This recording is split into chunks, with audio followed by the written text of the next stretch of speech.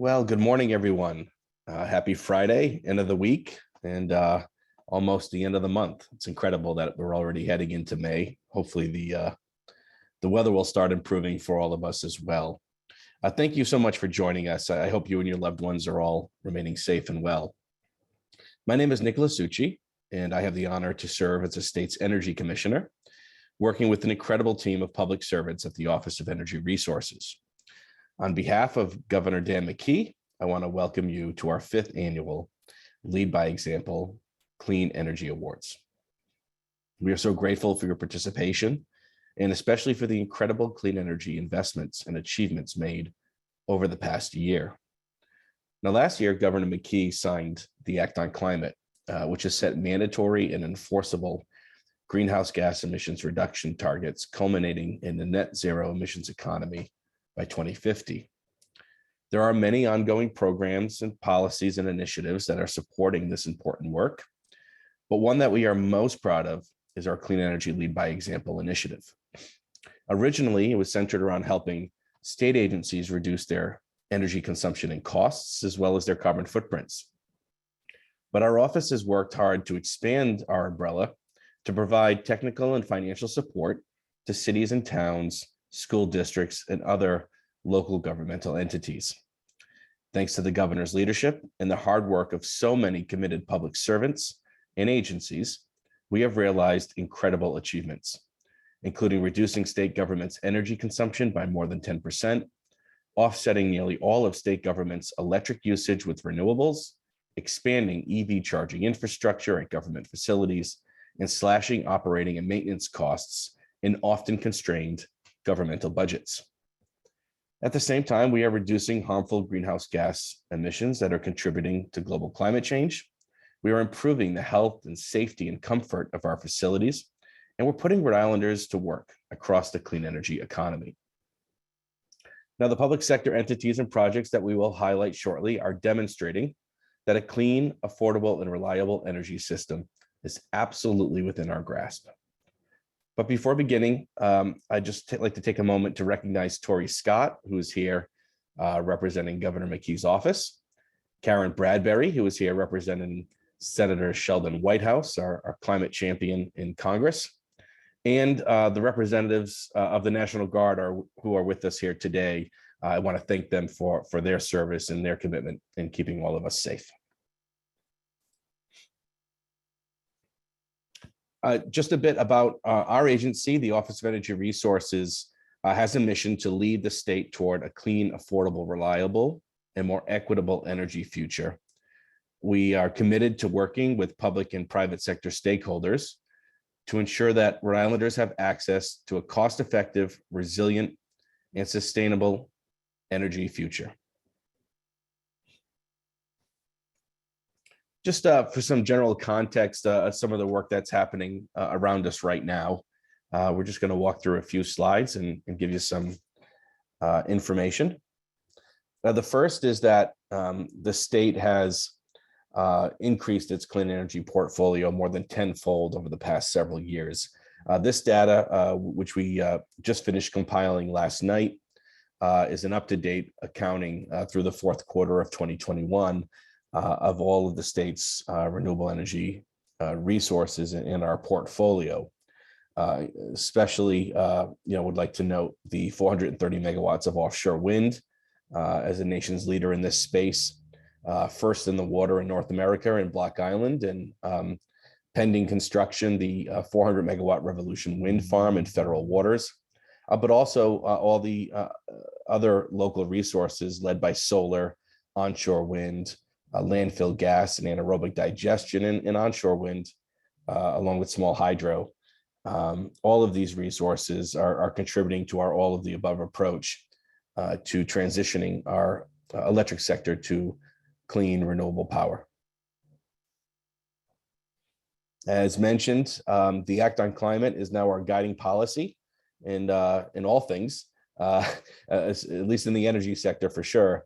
But there are a number of other proposals that are active right now and that the governor included in his budget that's now being considered by the General Assembly that I wanted to note.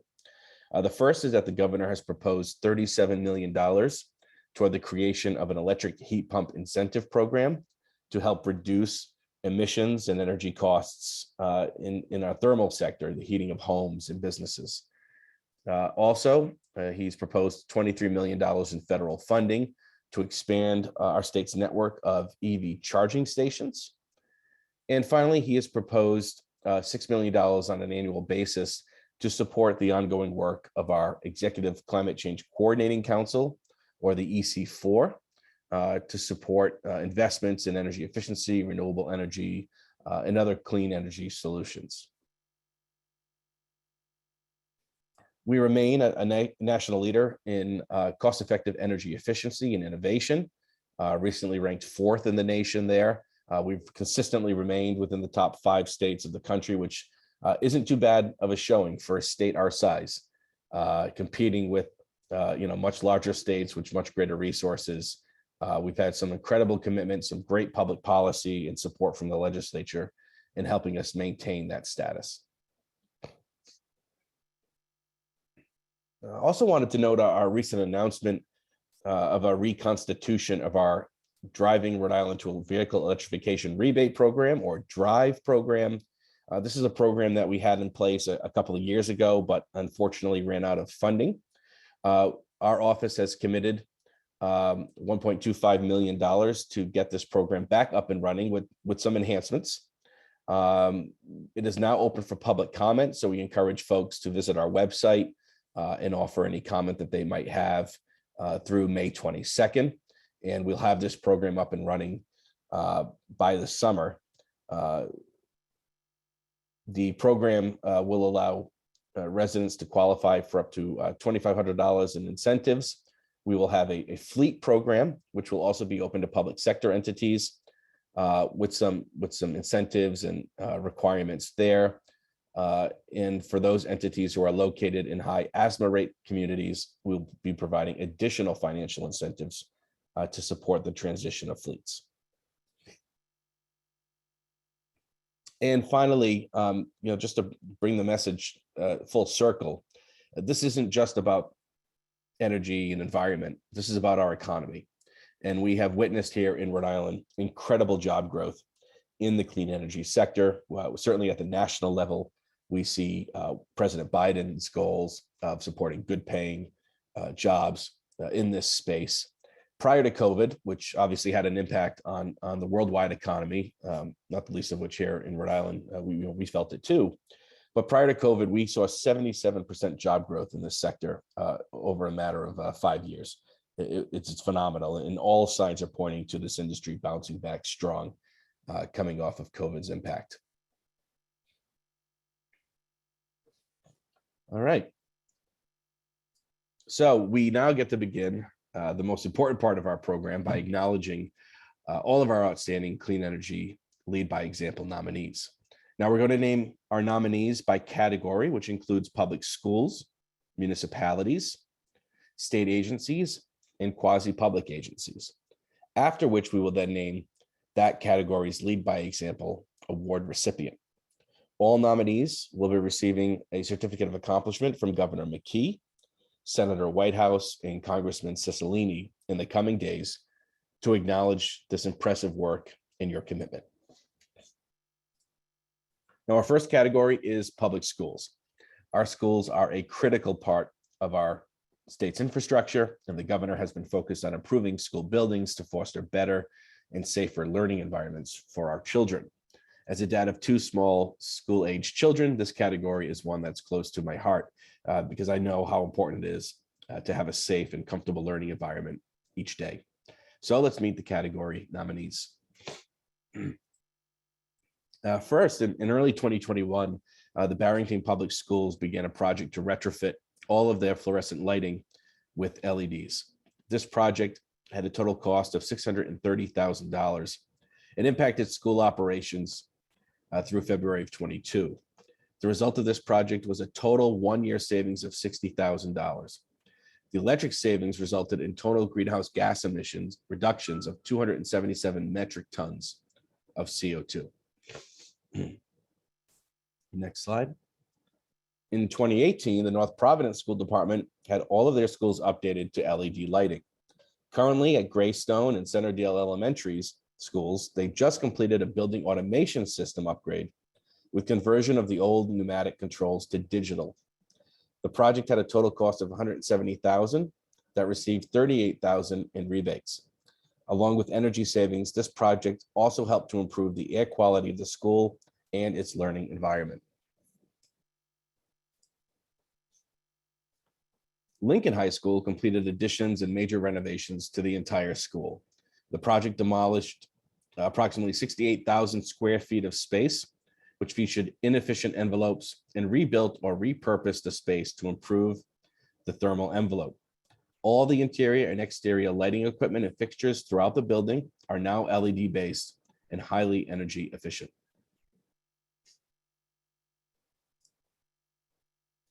The Charahoe district installed LED lighting for their high school athletic fields and buildings.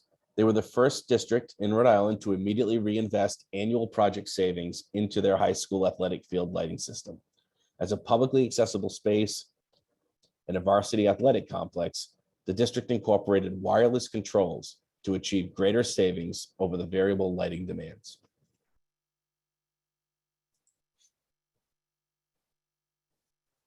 Foster Gloucester approved a group approach to a district-wide energy efficiency program. They had their schools converted to LED lighting at a cost of $870,000, which they received $340,000 in rebates. They have an annual energy reduction now of 810,000 kilowatt hours, which is phenomenal. West Warwick finished their LED fixture replacement by using their own certified staff in 4 different school buildings. The total project cost was $21,000, and the school department received 100% rebate, resulting in a net project cost of $0. They have an annual energy reduction of 25,000 kilowatt hours, and that district continues to seek utility and state support to improve their buildings and achieve even a higher energy efficient operation.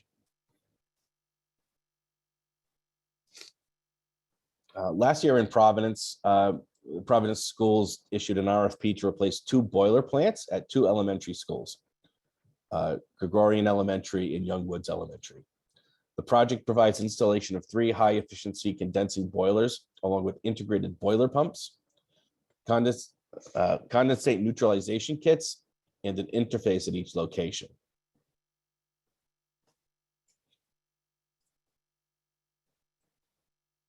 And finally, South Kingston, their school department upgraded all of their lighting as well to LEDs out of 5 of their 7 schools. Not only has this project been saving the school's energy, it has improved the learning environment for the kids. This was a big project for the school department and helped show stakeholders in the town that they are looking toward the children's future.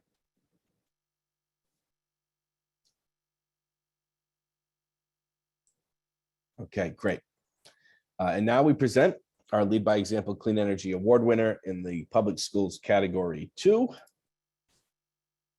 Central Falls. Central Falls. During the period of 2020 to 2022, Central Falls School District upgraded their building automation systems in 3 schools with a $750,000 investment. The outcome of this HVAC project is significant energy savings and improved comfort for students and faculty.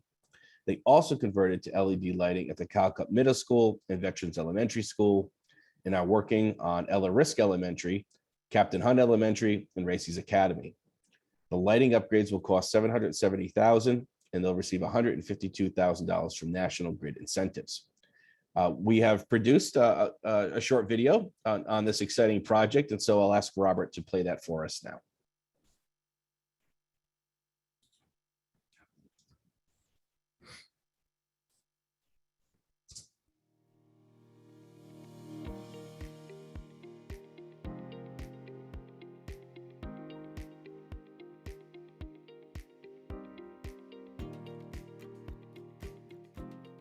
My name is Rory Marty. I'm the Director of Operations and Safety for Central Falls School Department in Central Falls, Rhode Island.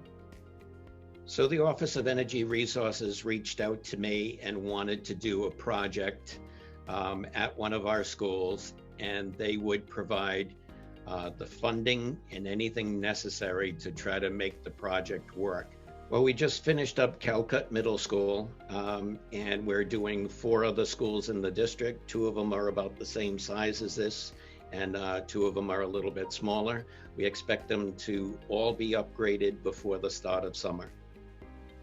So while the lighting very definitely is more efficient, there are a number of things that we can do with it that we couldn't do with the old lighting. There's a thing called daylight harvesting, which when the sun is coming in from the outside, it can actually dim the lights down towards the windows almost imperceptibly. So the lights that we installed will save a tremendous amount of energy. We're probably looking at close to $30,000 a year just for this school. And obviously schools of similar size will save similar amounts. But also as a benefit in the savings is the amount of maintenance or lack of maintenance that has to be done. These LED lights will continue to light for years with no maintenance whatsoever. So there's really a lot of soft cost savings that you don't really see in a budget, but it allows our staff to do other things rather than the lighting. I'm absolutely thrilled at the cooperation between the Energy Resource Office and our school department. Clearly, we wouldn't have been able to do this even remotely as successfully as we've done. Well, I would definitely recommend this program for any other school system that wants to save energy and wants to improve the lighting and also improve the learning environment for their schools.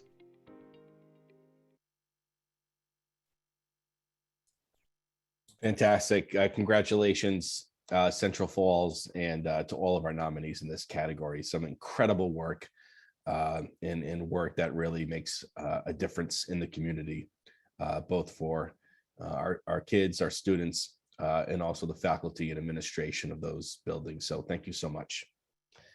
And now to our next category, municipalities. Cities and towns of Rhode Island have been working hard to reduce their energy costs by adopting clean energy solutions and have created some outstanding projects that serve as examples for others to follow. I'm proud to acknowledge the following nominees.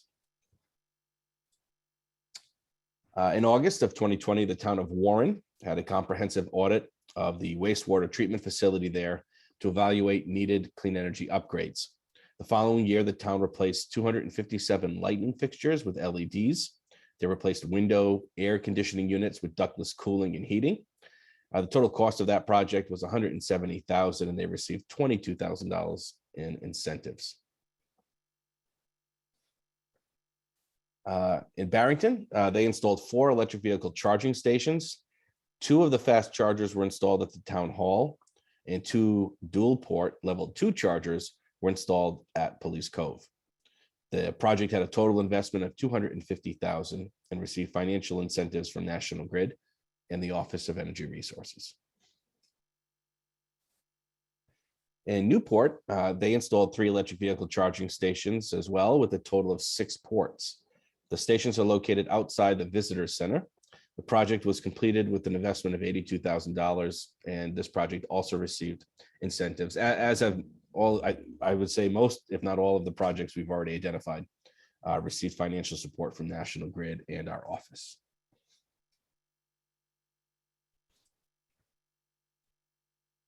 In Warwick, which was my hometown, they installed 3 electric vehicle charging stations with 6 ports, very similar to Newport. These stations are located outside of Buttonwood Center. This project had a similar total investment of around $80,000, which was offset with rebates and incentives.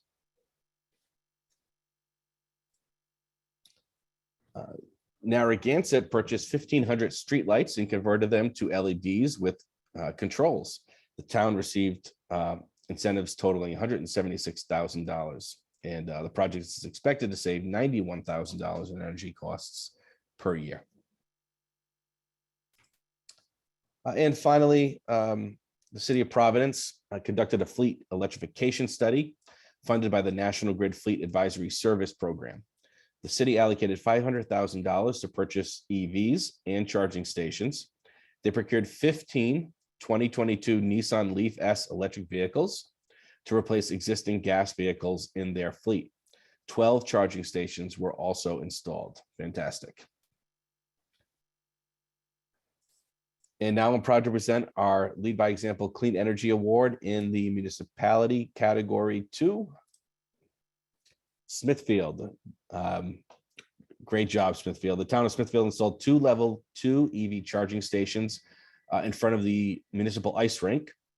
The total cost of that project was $61,900, of which they received incentives of more than $60,000. The town converted 1,625 lights to LEDs, including the deployment of smart controls that allow for pre-programmed dimming or full remote control of their lighting. It is estimated that energy savings and reduced maintenance services will save the town of Smithfield nearly $300,000 annually, which represents almost a 70% reduction in overall town-wide streetlight program costs. Robert, I think we have a video on this project as well, so I'll turn it back to you. Thanks.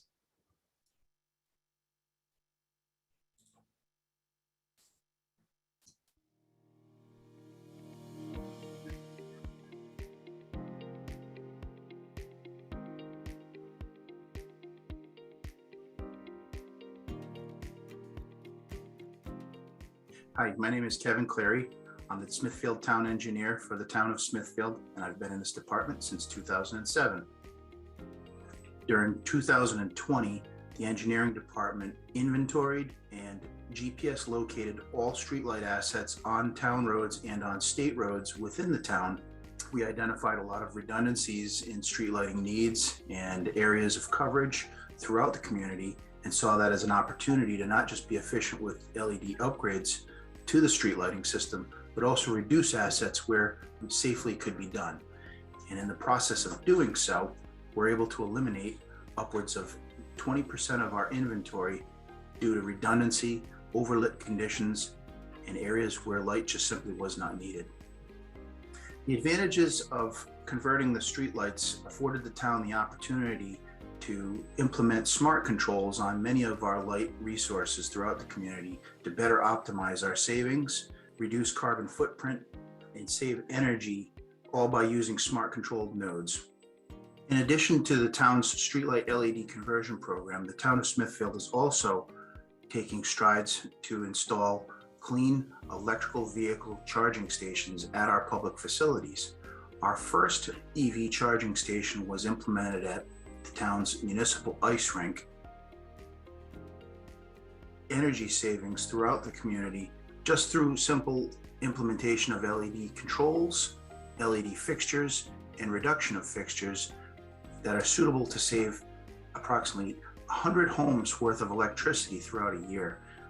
All these changes to the system resulted in an overall cost savings to the community over $250,000 to $300,000 worth of savings annually to the community's taxpayers.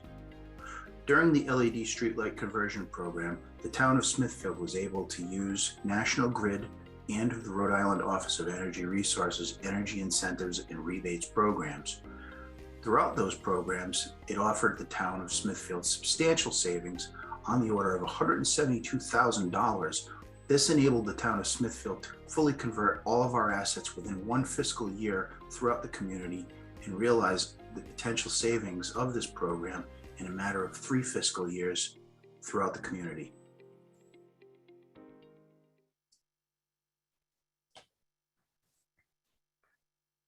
That's great. Congratulations, Smithfield, for that incredible work. Thank you so much for your leadership.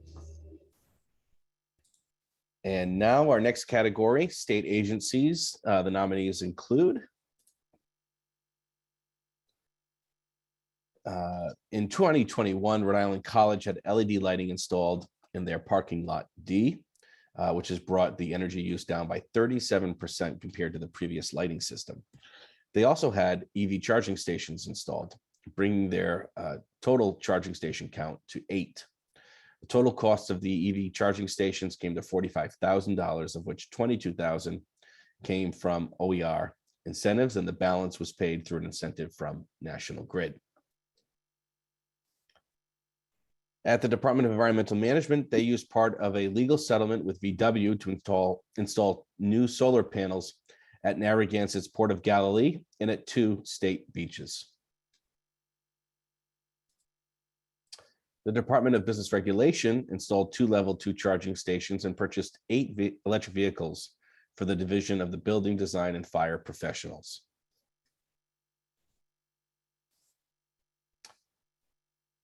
And on Capitol Hill, the Department of Administration converted fluorescent lighting to LEDs with sensors at the Powers Building, Chapin Laboratory, 50 Service Avenue, and 560 Jefferson Boulevard, and in several other buildings at the Pastore Government Center.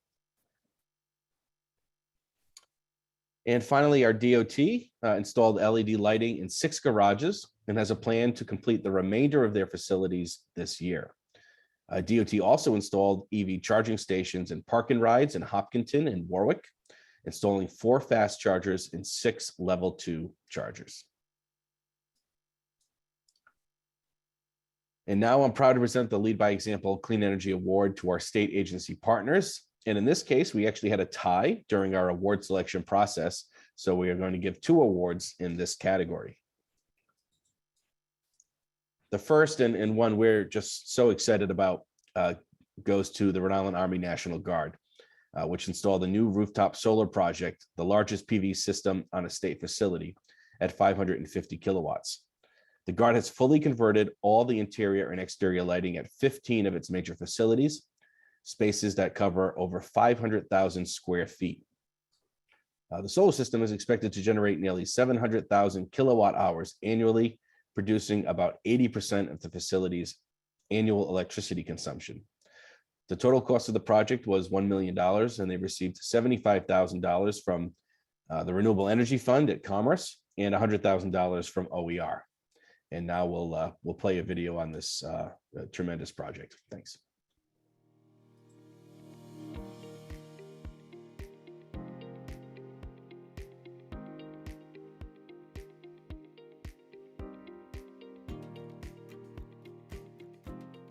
I'm Lieutenant Colonel John Saporita. I am the Interim Construction and Facilities Management Officer for the Rhode Island Army National Guard.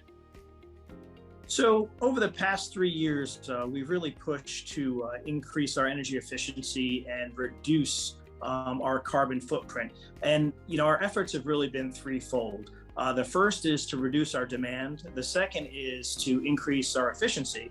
And the third is to increase our resiliency. So we recently completed in 2019 a 207 kilowatt solar array on the roof of Camp Fogarty Armory. And right now we are currently wrapping up a 550 kilowatt solar array on our combined maintenance support center here in East Greenwich, which I believe will be the largest of any state agency in Rhode Island. So the CSMS was our second largest consumer of energy, across our Army National Guard footprint here in Rhode Island. So it made sense to nominate that building. At Camp Fogarty Armory, where we installed the 207 kilowatt array, we've seen the energy costs in that building, we've seen those reduced by about half. We have not turned on the solar array at CSMS yet, but we're projecting that will cut the energy costs for that building by about 2/3. Through OER, we've used the RGGI funds. We've got a grant of about $100,000 from that. And then just the back-end support from OER, not just on the subject matter expertise side, but with financial support, and then with support on process, which is probably the most important thing is, having a streamlined process. And OER's got that down to guide our project managers here in the Army National Guard Facilities Office to, going through doing the assessment on the building, getting the scope of work developed, getting it out on the street, helping us work with state purchasing to get a contract awarded, and then helping us through the project management process for that project. Thanks to George, at OER, and then Marissa Donovan, our energy manager here in the Army National Guard, for all their hard work. It's certainly not Lieutenant Colonel Saporita that is monitoring and managing these LED projects and the solar panels. It is the people that are really on the ground doing the work that deserve all the credit.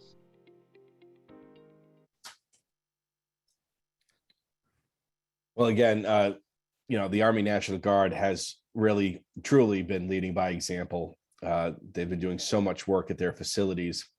I know that's the case for the armed forces across the nation. So I just want to thank them again for their leadership here, but also for everything that they do and their sacrifices and contributions on our behalf. So thank you. And as I mentioned, we did have a tie in this category. And so our second award goes to the Department of Corrections. DOC occupies about 1.3 million square feet of facilities in Cranston and at the Pastore Government Center. In the past 2 years, DOC has converted 90% of their facilities to LED lighting, and they have a plan to get to 100% LED within the year.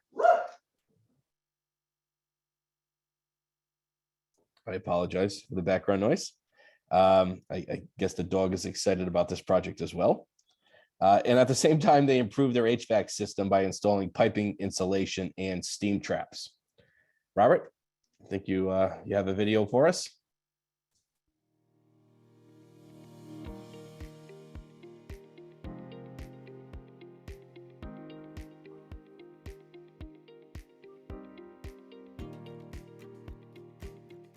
Hi, my name is Anthony Fioli. I'm with the Department of Corrections. I've been here a little over 32 years. I am the Associate Director of Facilities Maintenance and Capital Planning and Development. So our primary mission here at Department of Corrections is actually a simple one, is to keep the public safe, to keep the well-being of the people that are incarcerated here safe, as well as the employees. You can imagine that Corrections has been here for 134 years. We have the oldest buildings in the entire state. Everything we do takes a lot of thought. Some of the major projects that we have been working on for the last 3 years is to encompass LED lighting as well as HVAC upgrades for steam. We have 11 buildings here at the Department of Corrections. We have already replaced 92% of our lighting with LED lighting. Cost savings, absolutely. The amount of money that we spent on just regular light bulbs, around $175 each, where we went to LED lighting, which has been lasting us for the last 3 years at the cost of zero. OER was a huge help to us. George was always behind us, like right away, let's get it done. This can be done in a prison. It can be done in any other state agency, because we probably are the most difficult place to pull this off. They were very good at helping us get through that hurdle of doing everything in steps. I want to be on the track of being the #1 department when it comes to energy efficiency and everything that goes along with it. My biggest takeaway from this entire project that we've been working on for the last 4 years is that the amount of help that's out there with like an agency like George, when you have questions and you're not really too sure of what you should be doing, what you can do, or what's out there and available to you. It's so satisfying knowing that you're doing something that matters and you're doing something that's going to help the environment. It's going to save costs for the state. It's going to make your life easier when it comes to safety, security. So in closing, more people should be involved in this, more agencies. And once they do get involved, they're going to realize it's not that hard. Well, we couldn't have said it better ourselves. We appreciate the support and all of the leadership at the DOC. So fantastic. Thank you so much. And finally, our last category is our quasi-public agencies. And the nominees there are as follows. 2 new solar projects at Tiverton, Cumberland are now supplying net metering credits for approximately 91% of the Rhode Island Airport Corporation's electric usage. The Tiverton project has a nameplate capacity of 5 megawatts, and it is estimated to generate 6.4 million kilowatt hours annually. The Cumberland project has a nameplate capacity of 5.7 megawatts and is estimated to generate 7 million kilowatt hours per year. And in July 2020, construction was completed on a new Providence Water 17,700 panel ground-mounted solar project at just under 5 megawatts. That's expected to generate approximately 8.5 million kilowatt hours per year. The completion of this new solar project, combined with its central operations facility rooftop solar array, has enabled Providence Water to achieve their goal of becoming 100% green. The new solar system is projected to save Providence Water approximately $25 million in electricity costs. Now for the winner of the Lead by Example award in this category. It's QDC, Quonset Development Corporation. The Quonset Business Park is home to over 200 diverse companies, ranging from some of the state's largest energy consumers to small commercial enterprises. As a quasi-state agency responsible for developing and managing the Quonset Business Park, QDC seeks to connect their tenants with programs and resources that will improve their operations, efficiency, and sustainability. To that end, they signed a non-binding MOU with National Grid in 2020 to assist tenant businesses with energy efficiency measures. Over the past couple of years, Quonset businesses have conserved over 14.5 million kilowatt hours and almost 155,000 therms. This has saved Quonset businesses an estimated $2.7 million in annual energy bill savings and earned the businesses over $3.3 million in energy efficiency program incentives. And now for the video.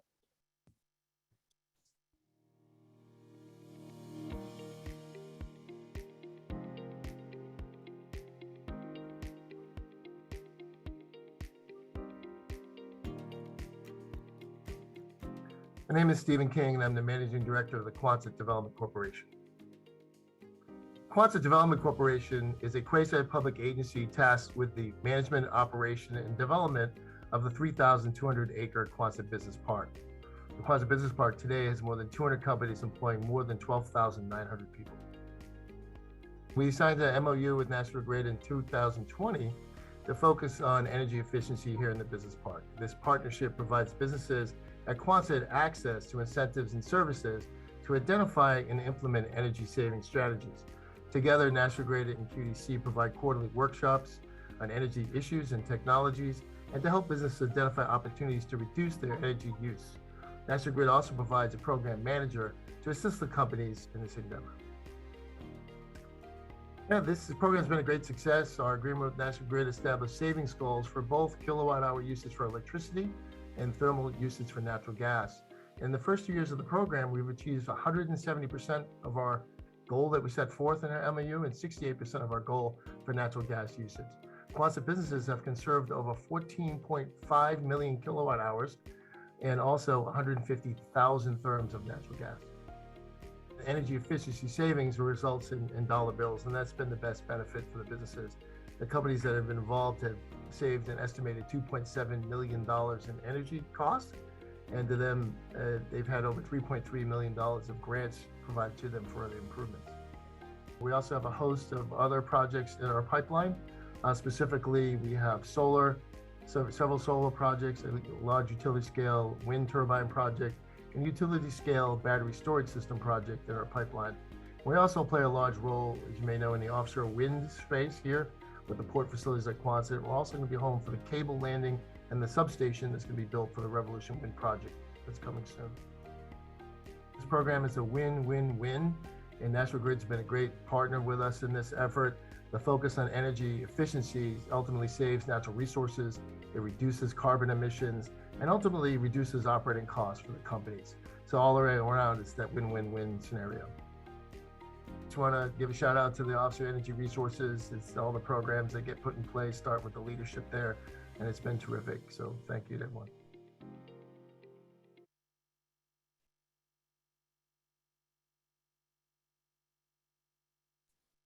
Great, thanks, Steve. Great leadership there at QDC on a number of fronts, and it's great to see that they're not just about economic leadership, but about energy leadership too. So before I close today's event, I do want to make special mention of my Lead by Example team, Dr. George Svinarlakis, Terry Brooks, and Nathan Cleveland. This group of public servants are the spearhead of our efforts, contributing to all of the success stories we heard today and many others. I am truly grateful to call them colleagues. I also wish to thank the Department of Administration, its director, Jim Thorson, and its Division of Capital Asset Management and Maintenance, which have all provided important support, as well as National Grid, which has been an important strategic partner in our efforts. And finally, on behalf of Governor McKee and the entire Office of Energy Resources team, I want to extend my sincere congratulations to all of our nominees and award winners. We know that despite these most difficult times, public sector entities and our fellow public servants are going to work each and every day to serve and protect our neighbors, while also striving to lead by example as responsible stewards of public sector facilities in our shared energy system and environment. We can't wait to see what plays out in 2022, to see what projects are implemented across the state, and we truly look forward to seeing you all next year. Stay safe and well, and have a wonderful, wonderful summer. Thanks.